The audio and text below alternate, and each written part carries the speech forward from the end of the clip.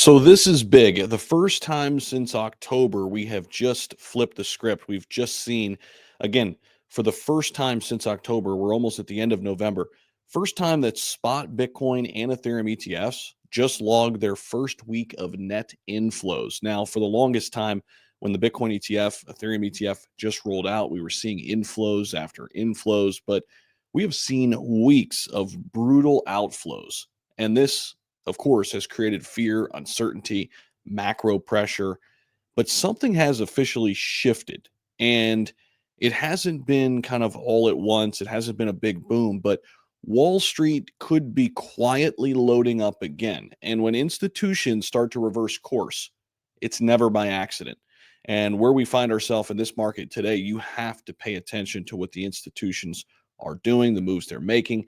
And for us as retail investors, we got to be able to follow the lead. So, in this video, we're going to talk about what just happened. We're going to break this down very clearly for you and pretty much highlight why this matters, give you some hard facts that prove the shift that we're seeing, and also talk a little bit about the bears and how they could be tiring out right now as we kind of currently flip the script into December. All right. So all of that in the video, guys. Go ahead and hit the like button, subscribe down below if you haven't already. Hopefully you guys are having a great long weekend here, spending time with family, friends, never time wasted. Hopefully you guys are enjoying it. But we've seen spot Bitcoin ETFs as a group just see net inflows again. This is the first positive week in nearly 2 months.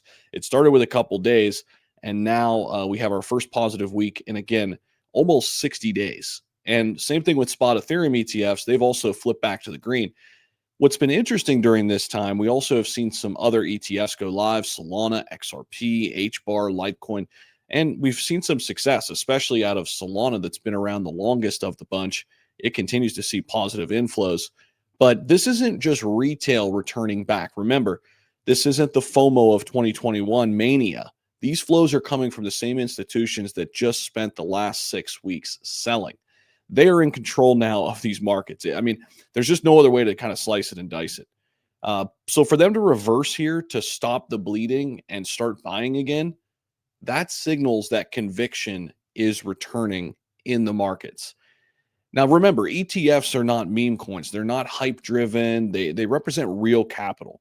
And real capital moves from pension funds, from wealth managers, hedge funds, registered investment advisors, corporate treasuries, high net worth clients. This is where the long term money lives. It's not the flip, this meme coin for that meme coin type of money.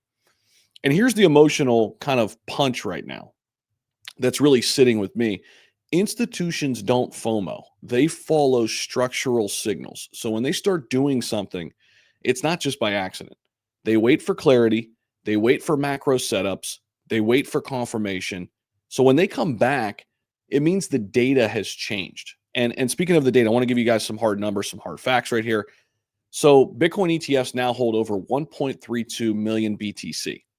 That's over 6% of the entire circulating supply now accumulated by Bitcoin ETFs.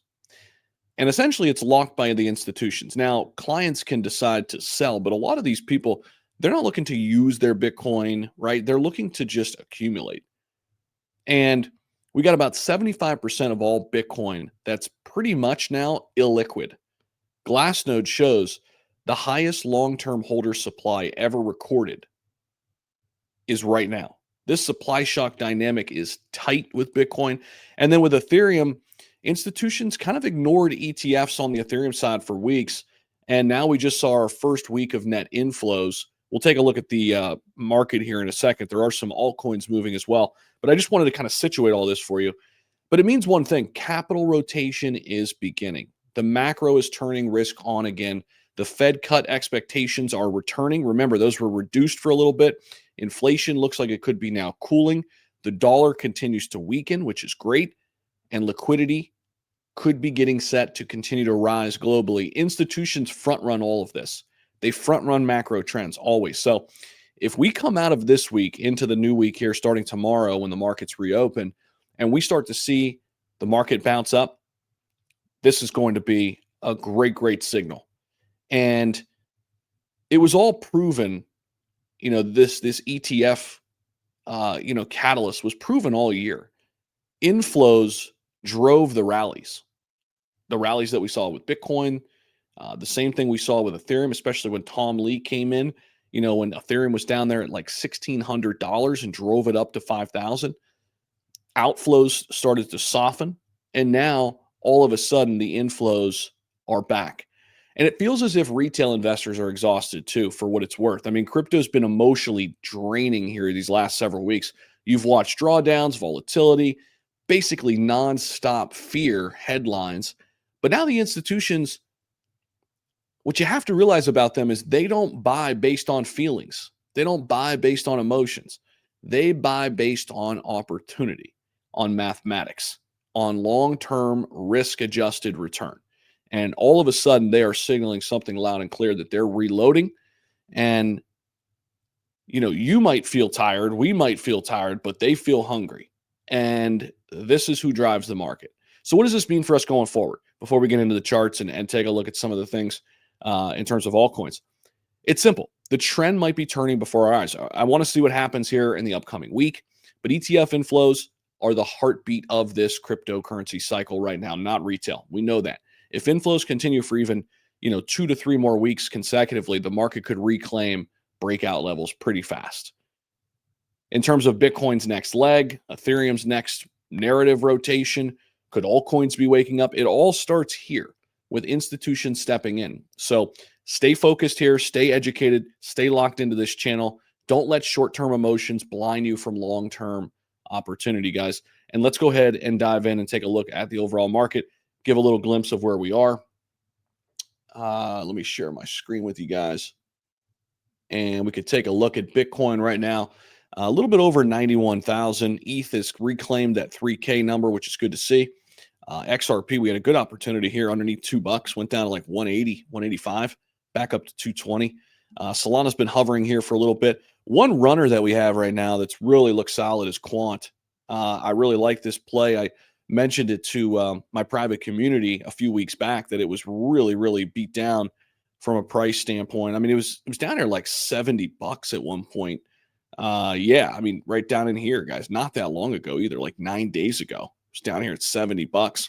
We bounced off that level before back in early November, and we are bouncing off it again. This time we broke through some resistance up at that $90 range, and all of a sudden we're cruising here up 33% on the month. This is a good long-term asset, really good long-term asset that the institutions are certainly behind. So definitely one I would continue to keep on your radar. As I mentioned, I let my private community know that this was one that I was hunting, and we actually accumulated a little bit of it in the past couple months too. So if you guys do want to come over and join us at the Patreon, we'd love to have you. We are running a Black Friday deal right now that's absolutely amazing.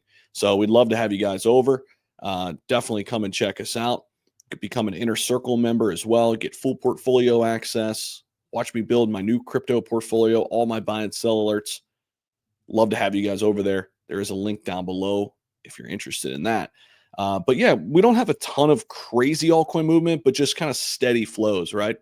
The overall market cap is back up to over 3 trillion, which is good to see. Fear and greed is out of the extreme fear zone. Finally, we were there for a long time. We're still in the fear range at 20. So still a good buying opportunity long term here, but we had to get out of that extreme fear. I mean, we were just stuck down there for way too long. And the average crypto RSI is showing us we're right around 50. Basically, the bulls and the bears have basically met in the middle. That's what that tells us, right? So that's essentially where we are right now. I'm very excited about what we've seen in terms of inflows with ETFs. We're going to continue to monitor things as we roll into market open tomorrow. But make sure you guys are subscribed to the channel if you're not yet already. Ring that notification bell so you don't miss out on any of our future videos as well. I appreciate you guys so much for stopping back by the channel. I know you guys have a lot of options out there. When you do subscribe to this channel, you're going to get real raw content. I'm not going to give you hype or fluff. When things are good, things are good. When things are bad, they're not. And we just try to make sense and navigate this space together and put ourselves in the best position to win as an investor. So appreciate you guys as always. Super grateful for all of you, especially around this time of year. It's been, a crazy 5-year journey since we started this thing, and just super blessed to be here and do it with you guys every single day. So thanks again. We'll see you guys in the next video. Peace out.